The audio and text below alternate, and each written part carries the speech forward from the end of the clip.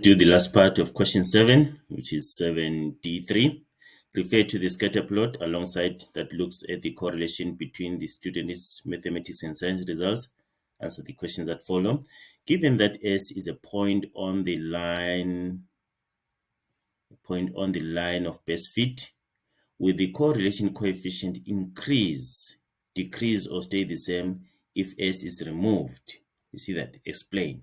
So now, this point is actually very close to the line of best fit. Or actually, I told that it's on the line.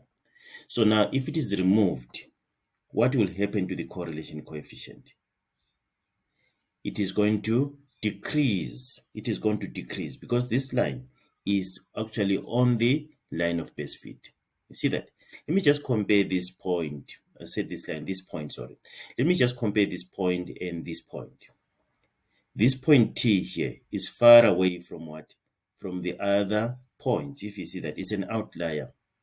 If T is removed, the correlation coefficient is going to increase. Okay? Right.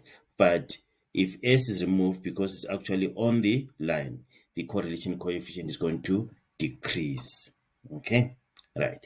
So we're saying that the correlation coefficient will decrease if S is removed because this point lies very close to the line of best fit.